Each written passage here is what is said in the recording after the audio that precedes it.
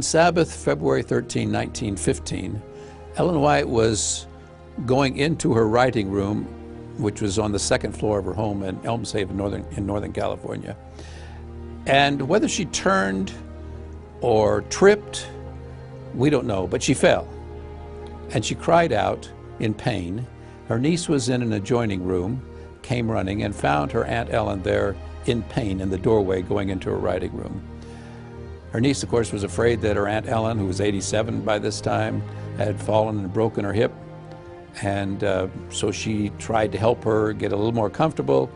The niece called for some other people to come. They took Ellen White to the nearby St. Helena Sanitarium, x-rayed the hip, and in fact it was broken. In those days they didn't pin hips, and if you were elderly and you fell and broke a hip, it was almost like a death sentence. Pneumonia would eventually set in because you couldn't exercise.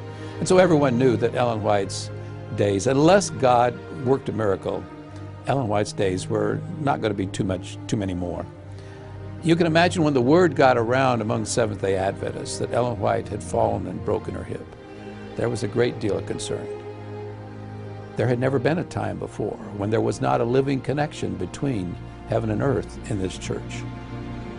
What would the future be like? What would happen?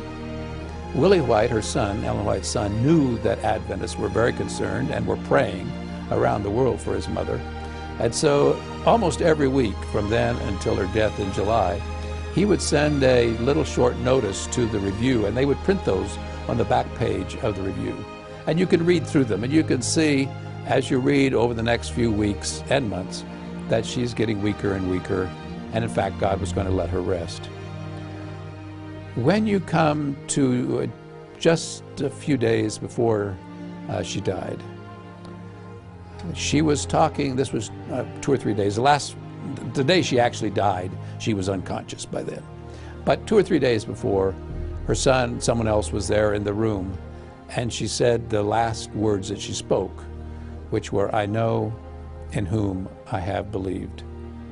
There was no doubt in her mind. She had lived her life in close relationship with Jesus.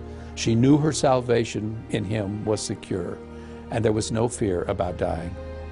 When she actually died on Friday afternoon, July 16, 1915, everyone knew the end was near. Her breathing was not as regular as it had been. Word was sent out to various members of the family and workers that worked there on the place for Ellen White, that if you want to see her before she dies, why, you better come now. And so they gathered in her writing room upstairs, which is where she had been since her accident. They'd put a hospital bed in there, and that's where she was. And they gathered around her. As I said, she was unconscious by then.